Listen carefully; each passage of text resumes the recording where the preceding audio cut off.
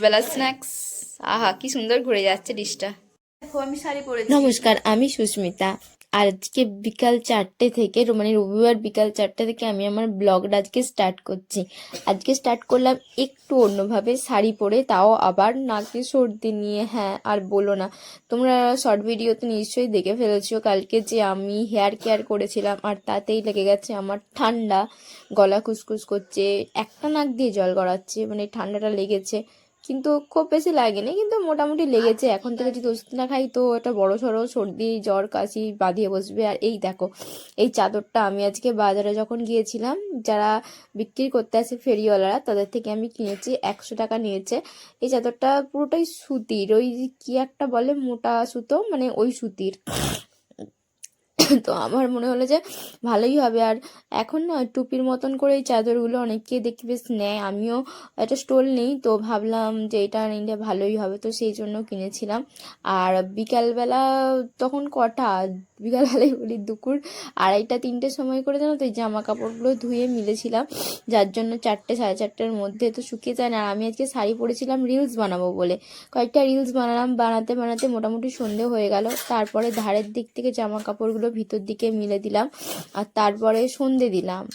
সন্ধে দেওয়ার সময় যদিও আজকে শান্তশিষ্ট পরিবেশই ছিল, বেশি আওয়াজপত্র বাইরে থেকে আসেনি, তো সেই জন্য ভাবলাম যে এমনি ভিডিওটা রেখে দিই। মোটামুটি আমি বলতে পারো যে বেশি স্পিড দিয়ে করি ওগুলো হচ্ছে বাইরে প্রচণ্ড আওয়াজ যায়, সেই জন্য কি করি আমি ভয়েসটা একদম মিউট করে আর স্পিডটা বাড়িয়ে দিই। কিন্তু আজকে সেসবগুলো কিছুই ছিল না, তো সেই জন্য আমি এরকম করি আজকে ভিডিওটা নিলাম আর তোমাদের সাথে শেয়ার করছি। আজকের ভিডিওটা একটু অন্যরকমভাবে শেয়ার করছি।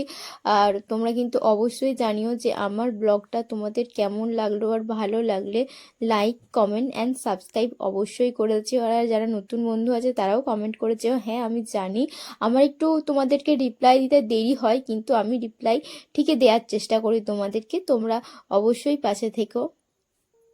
বাড়িতে সন্ধে দিয়ে দিয়েছিলাম, দিয়ে মন্দিরে গিয়েছিলাম, কিন্তু মন্দিরের ভিডিওটা আজকে নেওয়া হয়নি, মানে রোজ দিন লুকিয়ে লুকিয়ে ভিডিও নিয়ে আজকে ভাবলাম থাক, অন্য ভিডিওতে সেগুলোই পোস্ট করে দেবো, মন্দিরের ভিডিওটা দেবো না। আর মানে নাকটা যত রাত হচ্ছে তত ধরে যাচ্ছে, তোমাদের ভয়েসটা শুনতে একটু অসুবিধা হবে, একটু মানিয়ে গুছিয়ে নিও। হ্যাঁ, রাতে ভয়েসটা দিচ্ছি আমি। পকোড়া গরম গরম,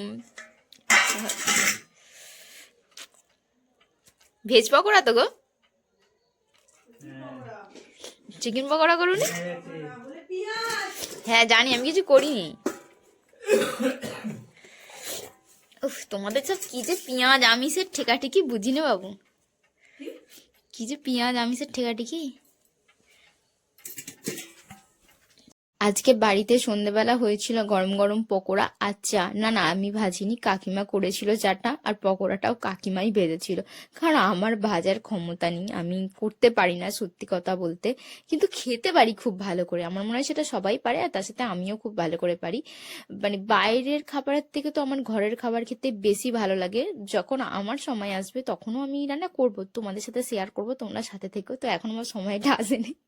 না না, সময় আসে না বা আসে এরকম কোনো ব্যাপার নয়, করলেই করা যায়, কিন্তু আমি করিনি, আমার কাকিমাই করেছিল, কারণ আমি ভালো করে করতে পারিনি।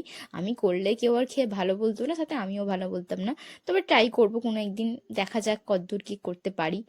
খুব ভালো হয়েছিল খেতে, আর সন্ধ্যেটা খুব ভালো করে কেটে গেল সবার সাথে গল্প করে, আড্ডা মেরে আর ভিডিও বানিয়ে। তোমাদের মানে সবাইকে তো আমি বাড়ির ভিডিওতে দেখাতে পারছি না, কারণ সবাই ভিডিওতে আসতে চায় না, সেই জন্য কাউকে দেখাতে পারিনি। কিন্তু সবাই একসাথে যে খাওয়া দাওয়া করলাম, সন্ধ্যেটায় মজা করলাম, খুব ভালো করে যে সন্ধ্যেটা কাটালাম। কিন্তু আমি নিজের ভিডিওটাই তোমাদেরকে দেখালাম, ওই যে কেউ ভিডিওতে আসবে না, সেই জন্য।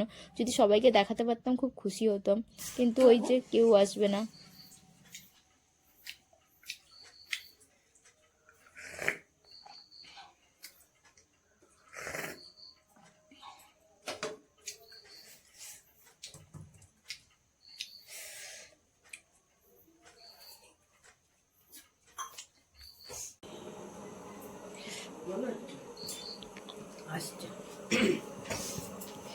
কাপটা কি সুন্দর, ওই তো সেই জায়গায় কানু কাটতে কেন ভাই পেলে এই লোকটার বাড়িটা কানও কাটে।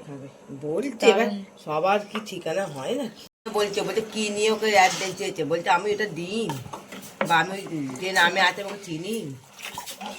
বোন আবার বলছে